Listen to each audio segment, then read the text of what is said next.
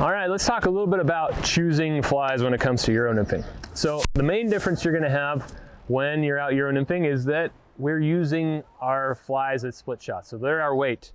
So everything that I use when I'm Euro nymphing has a tungsten bead on it.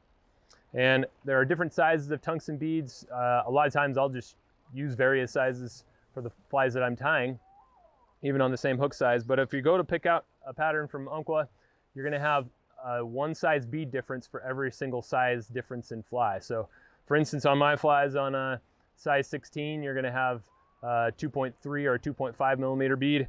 On a size 14, you'd have a 3 millimeter bead. A size 12 would be a 3.5, and a size 10 would be a 4 millimeter bead. And each one of those is gonna get you a jump or a decrease in weight that'll help you fish different depths and speeds of water. And then beyond that, there's different styles of patterns, just like any other kind of fishing. And sometimes I will imitate bugs that I see flying around, or if I do a seine sample, something like that, and catch what's in the drift.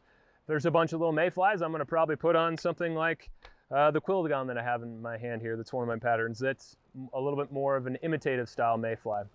But if that's not working as well as I think it should, maybe I'll try something like my light bright Perdigon, and it still has a similar size and shape, but I have some color options that make it a little bit more of an attractor-based fly, and it's flashier. So when you find fish that really like that little bit of extra flash, then that's a good pattern that I have with Umpqua that I go to a lot. Then if you don't find any success with, or less success than you think you should with imitative style patterns, then I'll use something like my blowtorch here. That's a tag or a fluorescent tailed nymph that really you can pick it out from everything else in the drift in the water, and it's a really successful pattern in a lot of places.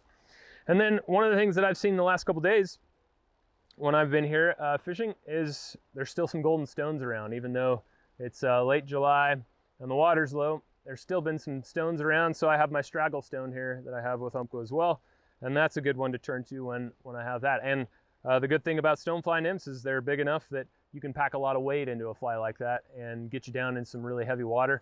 Whereas some of these smaller Perdigons, they're not gonna have enough tungsten packed into them that you're gonna get down in them too far. But choosing that bead size and that weight size is probably my first concern. I'm gonna get my drift right to begin with, worry about getting the speed and depth right so that I know I'm getting a good drift. And then once I have that down, then I'll go in between patterns and sort through my top, 5, 6, 7 patterns that I think might work on that day. And usually, because the method of Euro nymphing is so effective, I don't have to go through too many flies before I find several or just one that works really well and that ends up being successful for the rest of the day. So don't get too concerned about, worrying about entomology and whatever else while you're out there Euro nymphing. Yes, it is wise to match that hatch if you have one going on, but even if you don't have a strong hatch at the moment, you still have lots of options to sort through. And a guess and check method works just about as well as anything else with me. So have at least 6 to 12 patterns out there, but have them in a range of sizes. It's probably more important to have multiple sizes of fewer patterns rather than a whole bunch of different patterns to try, but only 1 or 2 sizes of each of them. Because that weight component is really important when you're Euro nymphing, and is gonna be the biggest difference between you having a successful day and one where you just catch a few fish. So go out there, give it a quick try on the river while you're, and give the Euro nymphing method a shot. I know you're gonna be successful. Pick out a few of your favorite tungsten nymphs from Umpqua, and while you're at it, maybe grab a few of mine while you're at it, because they work.